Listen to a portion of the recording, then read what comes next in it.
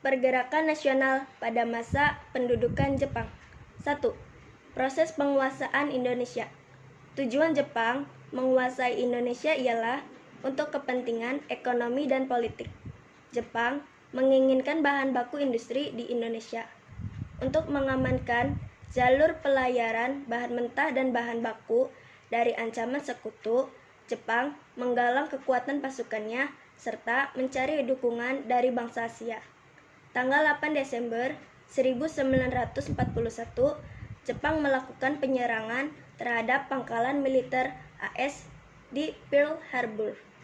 Tanggal 11 Januari 1942, Jepang mendaratkan pasukannya di Tarakan, Kalimantan Timur.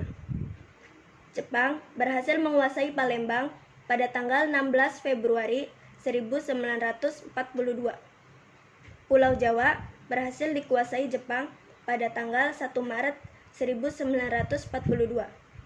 Belanda akhirnya menyerah tanpa syarat kepada Jepang pada tanggal 8 Maret 1942 di Kalijati, Subang, Jawa Barat.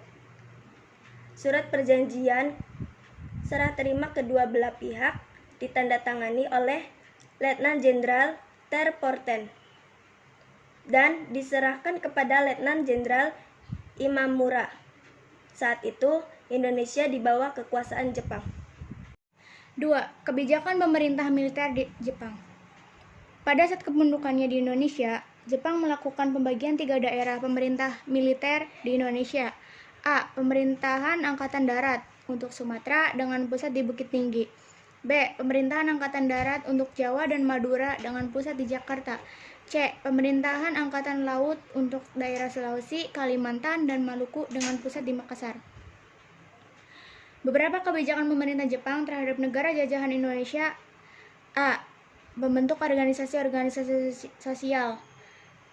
Gerakan 3A dipimpin oleh Mr. Syamsuddin.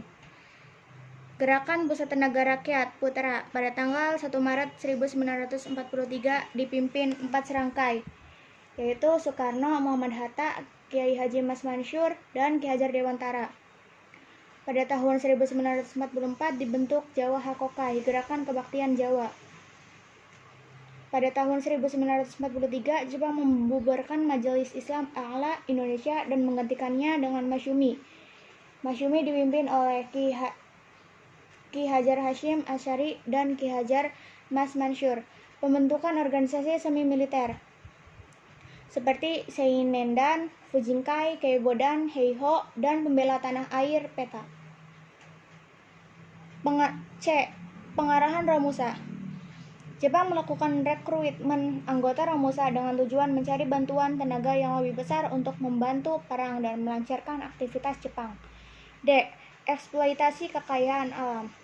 Seluruh aset ekonomi Belanda dan mengawasi secara langsung seluruh usahanya. Usaha perkebunan dan industri harus mendukung untuk keperluan perang seperti tanaman jarak untuk minyak pelumas. 3. Sikap kaum pergerakan. Bangsa Indonesia telah melakukan berbagai upaya untuk menanggapi kebijakan Jepang tersebut. Propaganda Jepang sama sekali tidak mempengaruhi para tokoh perjuangan untuk percaya begitu saja. Bahkan mereka sengaja memanfaatkan organisasi pendirian Jepang sebagai batu loncatan untuk meraih Indonesia merdeka. Beberapa bentuk perjuangan pada masa Jepang sebagai berikut. 1. Memanfaatkan organisasi bentuk Jepang. Kelompok ini sering disebut kolaborator karena mau bekerja sama dengan penjajah. Tokoh-tokohnya adalah para pemimpin putra seperti Soekarno, Muhammad Hatta, Ki Hajar Dewantara, Kiai Haji Mas Mansur. Mereka memanfaatkan putra sebagai sarana komunikasi dengan rakyat. 2. Gerakan bawah tanah. Gerakan bawah tanah merupakan perjuangan melalui kegiatan-kegiatan tidak resmi tanpa sepengetahuan Jepang atau gerakan sembunyi-sembunyi. Tokoh-tokoh yang masuk dalam garis pergerakan bawah tanah adalah Sultan Zahir, Ahmad Subarjo, Sukarni, Maramis, Wikana, Hairul Saleh, dan Amir Syarifuddin. Perlawanan bersenjata. Perlawanan bersenjata yang dilakukan bangsa Indonesia diantaranya perlawanan rakyat Aceh, perlawanan Singaparna di Jawa Barat, perlawanan Indramayu Jawa Barat, dan perlawanan Peta di Blitar Jawa Timur. 4. Perubahan masyarakat Indonesia pada masa penjajahan. A. Perubahan pada masa kolonial barat. 1. Perluasan penggunaan lahan. Penambahan jumlah lahan untuk tanaman ekspor dilakukan di berbagai wilayah di Indonesia. 2. Persebaran penduduk dan urbanisasi. Tujuan utama transmigrasi pada masa tersebut adalah untuk menyebarkan tenaga kerja murah di berbagai perkebunan di Sumatera dan Kalimantan. Persebaran penduduk Indonesia tidak sebatas dalam lingkungan nasional, tetapi juga lintas negara. 3. Pengenalan tanaman baru. Pengenalan tanaman baru sangat bermanfaat dalam pengembangan pertanian dan perkebunan di Indonesia. 4. Penemuan tambang-tambang, pertambangan minyak bumi, batu bara, dan logam. 5. Transportasi dan komunikasi. Pembangunan berbagai sarana transportasi dan komunikasi tersebut mendorong mobilitas barang dan jasa yang sangat cepat. 6. Perkembangan kegiatan ekonomi. Kegiatan produksi dalam pertanian dan perkebunan semakin maju dengan ditemukannya berbagai teknologi pertanian yang bervariasi. Kegiatan ekspor-impor juga mengalami kenaikan signifikasi pada masa penjajahan barat. 7. Mengenal uang. Keberadaan uang sebagai barang baru dalam kehidupan masyarakat menjadi daya tarik tersendiri. Masyarakat mulai menyenangi uang karena dianggap lebih mudah digunakan. 8. Perubahan dalam pendidikan. Pertama adalah pendidikan yang dikembangkan oleh pemerintah, dan yang kedua adalah pendidikan yang dikembangkan oleh masyarakat. Pada masa penjajahan Belanda juga terdapat berkembang perguruan tinggi seperti Institut Teknologi Bandung atau ITB dan Institut Pertanian Bogor atau IPB. Pengaruh pendidikan modern berdampak pada perluasan lapangan kerja pada masyarakat Indonesia. 9. Perubahan dalam aspek politik.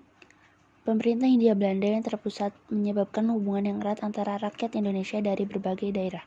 Muncul perasaan senasib dan sepenanggungan dalam bingkai Hindia Belanda.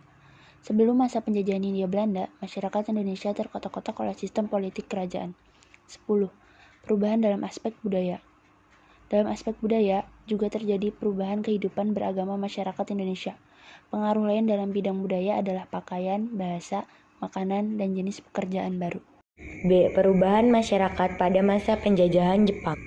1. Perubahan pada aspek geografi. Adanya eksplorasi kekayaan alam menjadi ciri pada masa pendudukan Jepang.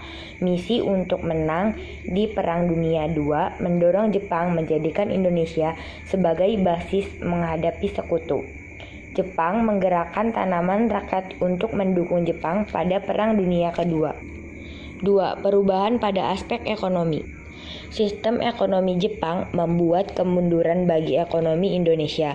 Putusnya hubungan dagang dengan dunia luar mempersempit kegiatan ekonomi Indonesia.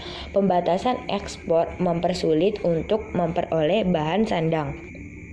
Perubahan pada aspek pendidikan. Pendidikan menurun, baik pendidikan dasar, sekolah, lanjutan, dan perkuliahan. Bahasa Indonesia jadi bahasa pengantar dalam pendidikan. Bahasa Jepang jadi bahasa utama. 4. Perubahan dalam aspek politik. Jepang melarang dan membubarkan semua organisasi politik. Hanya MIAI yang diperbolehkan karena organisasi ini anti budaya barat.